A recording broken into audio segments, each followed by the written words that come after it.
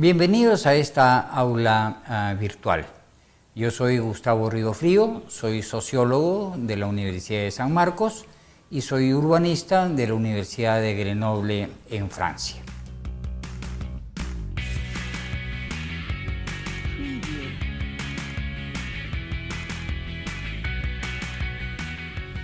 En la sesión de hoy día vamos a tratar el tema de los desafíos para nuestras ciudades. Tema que es muy importante y que me hace plantear una primera advertencia.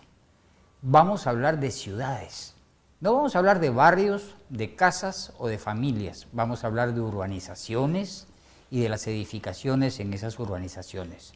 Por lo tanto, vamos a hablar de urbanismo.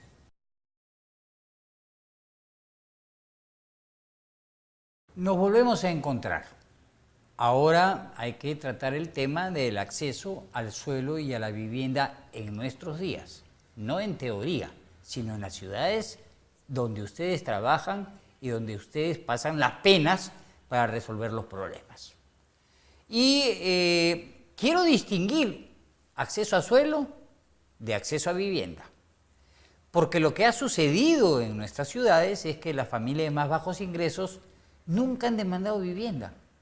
Solamente han demandado un terreno, cosa que funcionó mientras hubo terrenos. Porque ahora si ustedes le preguntan a cualquier persona, siempre les va a decir, ya no hay terrenos, como antes. La costumbre en nuestras ciudades entonces era, yo me encontraba un terrenito, si no tengo ingresos, y allí iba a construir mi vivienda. Funcionó, pero el terrenito fue muy caro de urbanizar, y la vivienda aún no está terminada y no está certificada. Porque los procesos de formalización, en muchos casos lo que han formalizado es el terreno, pero no la vivienda. No sabemos cómo están sus columnas y si queremos hacer un segundo piso, cosa que es tarea importantísima, o un tercer piso, si el suelo es bueno, por supuesto, tendremos que hacer un esfuerzo adicional en mirar cómo están esas estructuras. Entonces, aquí nos encontramos con dos tipos de problemas en las ciudades. Uno, la ciudad ya existente que se construyó de manera progresiva. Es un hecho consumado. Y salvo que lo que haya que hacer allí es erradicación y demolición por mala condición de suelo, tenemos que aceptar este hecho consumado y este hecho consumado tiene que ser trabajado. Probablemente uno de los casos más conocidos en América Latina sobre ello fue el programa, o es el programa Favela Barrio en Brasil. No voy a usar mucho tiempo en explicarles eso porque lo tienen toda la bibliografía, ¿no? En la web ponen eso y ya encuentran esa información. Pero es un programa masivo que lo que buscaba era que la favela, como se le llaman a aquellas urbanizaciones precarias, que están en las partes muy empinadas de las ciudades, se convierte en un barrio. La idea no era hacer escaleras para que la gente baje a la ciudad.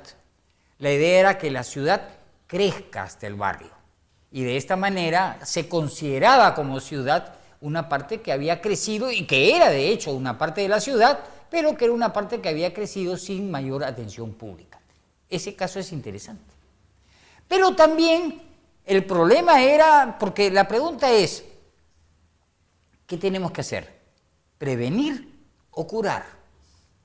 Que son dos cosas distintas. Prevenir es evitar el problema. Curar es resolver el problema que es un hecho consumado. ¿Cómo hacemos las dos cosas en nuestras ciudades? ¿Cómo prevenimos? Suena a veces más complicado que curar, porque ya estamos hasta acostumbrados a curar formalizando suelo o consiguiendo un nuevo suelo o cerrando los ojos cuando hay alguna ocupación que nosotros no tendríamos solución para esas familias. Entonces, este es el reto que tenemos que hacer en nuestras ciudades y lo que quiero decir es que es perfectamente posible hacerlo. O como dice el bromista, para decirlo en dos palabras, perfectamente.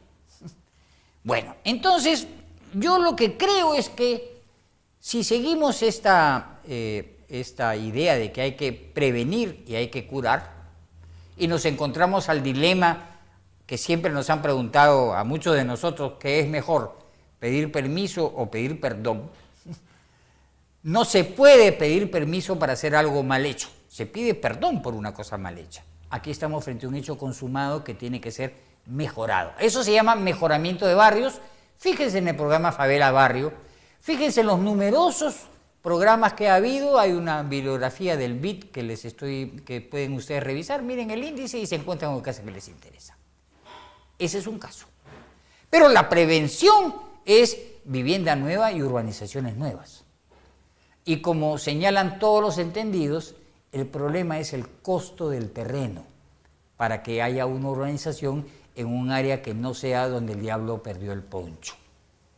Tenemos que hacer una urbanización en zona urbanizada, en zona que en este momento está cambiando de uso porque es obsoleta, un cuartel que tiene que irse. ¿Qué vivienda se va a hacer ahí? ¿Para qué sectores? ¿Se van a hacer casitas o se van a hacer departamentos? Esas son discusiones de urbanistas que ustedes tienen que tomar, ¿no?, convenciendo a sus alcaldes, ustedes como funcionarios que están haciendo el trabajo en la ciudad. Otro ejemplo interesante es el caso colombiano, que a diferencia del caso brasileño viene en castellano. En Colombia hay no solamente la vivienda de interés social, lo que ellos llaman VIS, sino también hay la producción y el subsidio a la vivienda de interés prioritario, lo que ellos llaman VIP. VIS y VIP son los dos sistemas de crédito y de subsidio, o de subsidio y subsidio, para las familias de muy bajos ingresos. Pero como el subsidio lo tiene que pagar el Estado no quiere pagarle al especulador sobre el sueldo. Y por esa razón, en Colombia existen una serie de medidas que sirven para conseguir suelo de manera barata, por así decirlo, a bajos costos. En este momento, una urbanización en la parte inmensa, en la parte norte de la ciudad, se sacó a licitación a los urbanizadores que se urbanice esa zona y se les puso como condición que una parte de la urbanización que ellos hagan obligatoriamente tenía que ser vivienda de interés social. O sea, de acuerdo a la ley, de acuerdo a las normas, pero se le obligaba, de todas maneras, un porcentaje de la vivienda que tú hagas tiene que ser vivienda social, porque la mayor parte de mi demanda no es la familia de altos ingresos en mi ciudad, sino es la familia de ingresos medios y medios bajos. Ese caso colombiano sí resulta interesante y una vez más, no estamos hablando solamente del mejoramiento de barrios, sino de la prevención, porque lo que no tenemos son políticas de vivienda social que estén generalizadas. Llegados a este punto, tengo que advertirles que hay muchas familias que dicen, no, yo no quiero adquirir una vivienda, yo lo que quiero es un terrenito. Todavía tenemos el efecto de una política urbana que ha comenzado en nuestras ciudades desde la ley 13517 de 1961. Pero ya estamos en el siglo XXI. Nuestras ciudades ya no crecen en extensión. Nuestras ciudades engordan, señoras y señores. Ustedes lo saben. Incluso los barrios de ingresos medios y altos se renuevan, engordan, crecen hacia arriba. Hablemos de los problemas de nuestras ciudades y los retos para producir en nuestras ciudades vivienda nueva. Otro caso interesante que vale la pena señalar es el caso chileno. Y el caso chileno se destaca por algunas interesantes características. Es el país que desde los años 60, junto con Colombia, pero yo diría que sin arriesgar las cifras, que Chile es el país que ha producido más vivienda social desde los años 60 hasta nuestros días. O sea, hace 50 años que produce 20.000, 30.000 viviendas sociales. Es un país con mucha experiencia en producir vivienda social. Lo que ha sucedido ahora es un tema distinto. Se producía vivienda social, el Estado era un Estado con más poder económico, subsidiaba mucho la vivienda social, pero esta vivienda social, la que ofrecen los urbanizadores, es una vivienda que tiene un pequeño problema de calidad. De hecho, para bajar los costos se hacen viviendas más pequeñas. En un distrito que les pido que lo miren ustedes, en una zona, no es un distrito que se llama La Pintana, al sur este de la ciudad, hemos encontrado que se hacían departamentos de 28 metros cuadrados.